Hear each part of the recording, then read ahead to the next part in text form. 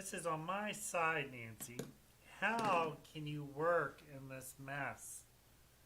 I would like to let you know that I'm sure you famous will. people, Edison, Mark Twain, a little guy named Einstein, even Steve little guy. Jobs, right? All appreciate genius and messiness. Did you know that mess actually stimulates creative thinking? So Does this it? mess is really a blessing. A blessing. Yeah, yeah, Is that what you mean by bless this mess? it is. Well, I'm a little bit more on the cleanliness is next to godliness. I prefer a neat desk, neat work area, because clutter in our lives don't. Oh, I'm sorry. Did I mess up your mess?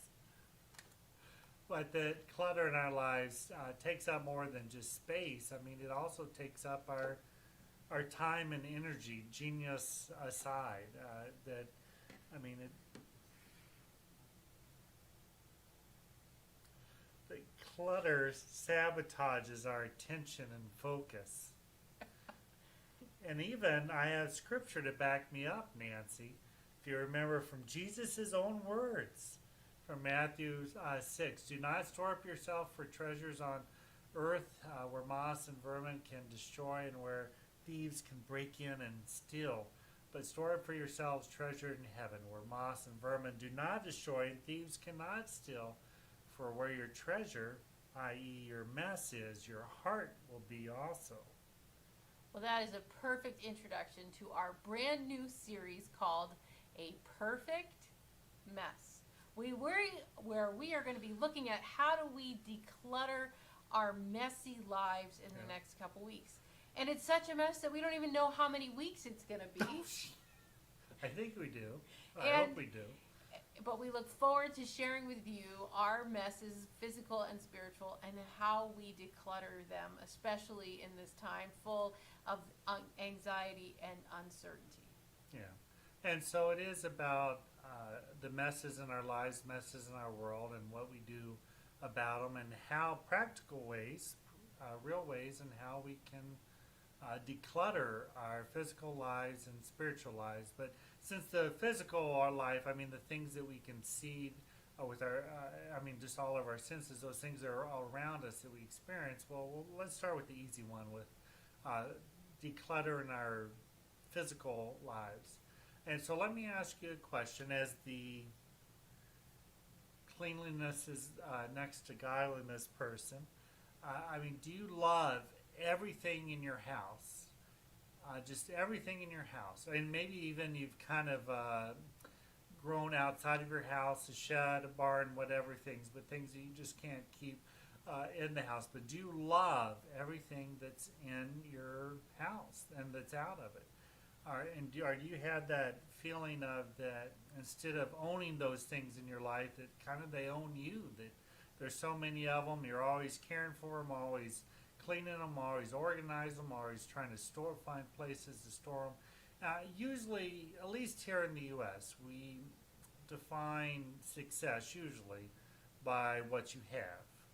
That's usually the most easy way to do it, and that's, well, the way that we choose to do it, by what we have. But if that's the case, then with all looking at all the clutter that's in our lives, then, well, we're a great success in life. We are that. I mean, our clutter's all around, so it must mean we're successful, or does it? If that's what, for me, if that's what success means, then I don't want any part of it. You know, in the U.S., there's more than 2.6 billion square feet of self-storage space. Wow. All of those self-storage places, they actually just built a giant one by our house, and they expanded on the other one that's south to our house. But 2.6 billion square feet in the U.S. alone of self-storage space, and 90% of that is taken up. It's not like that place is empty. I mean, these places are popping up, expanding, whatever. And what I find interesting is that, well, or scary, is the average house has 300,000 things, items in it. Does that count like Christmas ornaments, or is like Christmas ornaments one thing? It doesn't count like the hook to the Christmas ornament. I mean, how technical are we getting here? I don't know. I took it at face value, but maybe they're, I don't know. I just Well, I mean, but you have helped me learn how to declutter in life because don't. Well, and we you've have to. also helped me. Oh, that's so nice. I like with the condescending pat. There's no condescension. Well, no, because I do get worked up about clutter, about messes, and it just causes me anxiety. But I mean, in living with somebody else that has a very different perspective on clutter and well, I'd say messiness. But I mean, for some people, I don't know, Einstein and Twain and others, but that it is just, I mean, some people deal with it. I mean, they like seeing their things out where they can see them. I like seeing them put up, and oh, I know where it is when I need to go find it. So what works in our house is we ask the question when you look at something, right? Have you used it in the last year? Yes. And So I won't throw away your cup this time. does it bring you joy? Well, yes, this cup that talks about strong women, may we know them, may we be them, may we raise them, it brings me a lot of joy. So this stays in my house. But to go through all of the things that you haven't used in a long time, in a year or so, and ask, does this bring me joy? It's a way of making sure that we only keep the things that we truly bring us joy in life, because we can attach meaning to anything, but joy is a little bit deeper. We can. I mean, it's not like you have to get rid of every single thing, but you keep adding on to that list and adding on and on and on. I mean, that your clutter is going to start, well, bordering on hoarding. So I mean, yeah, certainly. I mean, if it doesn't bring you joy, and that's a great clarifying question, you know, and looking at decluttering the physical space in your life. I mean, does it bring you joy? Is this something that makes your life better in any way? And if not, Out it goes. out it goes. Well, yes, out it goes. But also, you had said about not only does it bring you joy, but also if you used it in the last year. In other words, I mean, like Halloween decorations. Well, sure, you'll use them every other year, but there's also some things that we have, all of us do, hidden away in the closet, under the bare attic, wherever. That, you know, if we haven't used it within the last year, then Out it goes. you sound like me. Out it goes. Out it goes. But, you know, so you brought up, Nancy, about decluttering our physical space, and that a great way to do that is simply look at those things and be honest with yourself. Does it bring me joy? Yes or no? Does it? And also, have I used it within the last year? If it's something that, you know, you can't even remember the last time that you actually used it or enjoyed it, out it goes. But in saying that, I mean, we are also called by God to be good stewards. And so, and that's been a learning edge for me, because I like to get things just out. But there's some things, I mean, there's people that, well, one person's trash is another person's treasure, or one person's clutter is, well, they're clutter too, but that's on them. But do be a good steward of it. And there was an interesting book out a few years ago called The True Cost. And I mean, it was several different things about this, but it was about being good stewards, about the things that we don't use. But specifically, it talked about clothes, because that's a big one. That there are 80 billion pieces of clothing that are purchased by my wife alone, and by people in the U.S. Alone. Excuse me, in the world, every year, 80 billion pieces of clothing. And a lot of those, and you know this, a lot of those, well, it just wasn't. We thought it looked good in the store, or whatever. It was a gift to someone else, or whatever. And so clothes is a big enemy of this. But it's not just that. But you know, here's the thing: that up from just the year, and this is from the book, that up from the year 2000, our purchase of clothes annually has gone up 400%. And that 80%, it's estimated, are unworn and are simply thrown away. So the point of this is, people of faith, yeah, certainly declutter, but to be good stewards of it, to give it to someone who is in need and that could use it, right? And one way to make sure that you, once you do declutter and to keep it that way, is when you bring something in, you need to bring something out. So, for instance, today Joy got a new bedspread, and so we went in and we took out stuff out of the closet that she hadn't used in a couple years, and then we are going to donate it. We got it, and I do that right away because somebody likes to get things out of the way. So, but Right, you looked at me and pointed at me. I like your someone. I'm not saying who. Someone. that I get to share this awesome podcast with, right? Yeah, is to do that. But now we get to kind of change roles a little bit. We do, actually. Because we're going to move from the physical to the spiritual clutter. And again, you and I are complete opposites when it comes are. to spiritual clutter in our lives, We're opposites. right? Spiritual And we jumped ship on this one. Across the tracks. across the tracks, right? Because I am more of an organized girl when it comes to my spiritual life and the things that are in it and how I do that. And you are the complete More opposite. disorganized girl. Well, no, organized in, Well, no, in spiritual life and You're you're- ritualized. You have those things that you do, those spiritual habits, exercises. the morning routine brings You're great just going to joy. bring that cup up I every know, but time it you brings can. great joy But to my I'm- life. And you, on the other hand, you like a more, as you like to call it, a spiritual cluttered experience, right? That you like to go places to experience God. You like to Yeah. be surrounded by beautiful things, by nature, by cathedrals, all these things that take Fun up a lot of experiencing you, space. worship Yeah. experiences, and so forth. So In yeah, I fact- mean, it's just differences and. So when we go on vacation, Scott is the one who's always looking online for the worship service, the Yeah. different style of worship service that we should try and we should experience. And so when we went to Sedona last November, we took the girls and we went to a beautiful Taizé worship service in Episcopal Church. I thought so. The Oh, girls it were was a great. little. Joy just couldn't understand why the person with the dog in the pew ahead of us had bare feet. But Hands once we smell got like over pot, that, once we got over that, it was fine.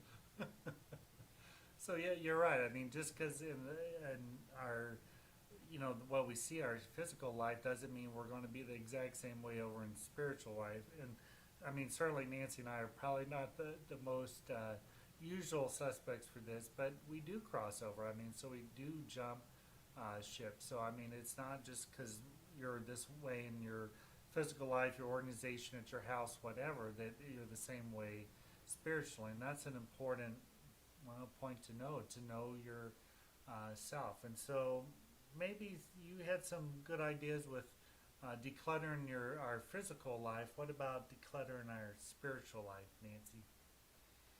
So I think the way that you do that is you put intentional routines into your You do, yeah. into your life. absolutely. This is my journal, right?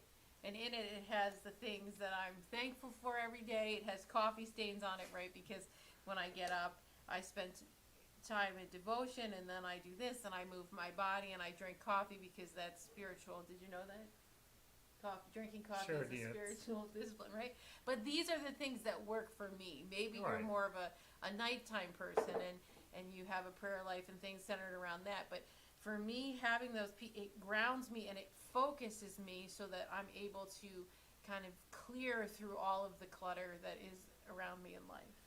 Right. So for your, spiritual practice and a daily spiritual practice, that's important to say, is very key into that because it helps. Well, as you said, I think you said organize your day, and that you Right. start off as the morning and doing those things, and you are very diligent about that, writing in your journal and starting your meditation time and all that stuff towards the beginning of the day. And well, surprisingly, you have an admirer of that or a parallel of that, I guess. Martin Luther once said that he was he knew he was going to be so busy this one day that instead of praying for 2 hours, he was going to pray for 3. So I mean, it's a matter of, well, for you as far as decluttering, well, make sure you push the first things first, the most important things, to put them up there first. And you said that about being a nighttime. I mean, if you're daytime, or excuse me, morning person or night person. I mean, wherever your, what would you say, your creative time is, Yeah. I mean, your best time for you, who you are. Where you Well, want to spend make your time at your sure- messy desk or your clean desk. Make sure you put your spiritual things there so other clutter doesn't fill it. But now let me do the harder one, and this is something that we all face is people faith, and well, it doesn't matter. I mean, just people across the board, but particularly for us as people of faith, that we have to own up to having a spiritual junk drawer. That thing where we put, keys where we don't know where, batteries that, we don't want to throw them away, but we have no idea what they're for. That junk drawer. Maybe you have a spiritual junk closet. I don't know. I'm not here to judge. Maybe we all have spiritual junk closets, but those things that we try to hide our junk, our spiritual junk. And what I mean by that about the clutter, it's not that Apostle Paul speaks of it as clutter, but that's, I think, a very helpful way to think about it. He talks about those things that trip us up. We're walking down the hallway and we get tripped up by those things. He speaks, he starts naming them out in Ephesians 5 and 1 Corinthians 5, greed, pride, all of licentiousness, all these things that, self-righteousness, these things that trip us up, these things that we kind of try to push in the closet thinking that nobody sees them, and so, well, out of sight, out of mind. Well, a big thing about decluttering and being faithful in it and honest with it is, and we all have this spiritual junk drawer, is owning up to it and seeing what's in there, because what's in it, yours, is not going to be what's in mine. What's in yours is not going to be in one of ours. We all have our own hang-ups, our habits, those things that we like to get past, but we kind of keep coming back to. And this is the big reason that non-Christians and a lot of times, honestly, it's accurate to call Christians hypocrites, because, well, we try to act like we don't have a spiritual junk drawer. There's no clutter in our lives, greed, pride, whatever it might be, and so we just kind of, oh no, that's not us. We keep it shut. Well, no. Be honest, with yourself, with God, with other people. We all have our things in there, and so to own up to having that spiritual junk drawer, certainly. And we are quick to judge. We all are quick to judge. It's just human nature to judge.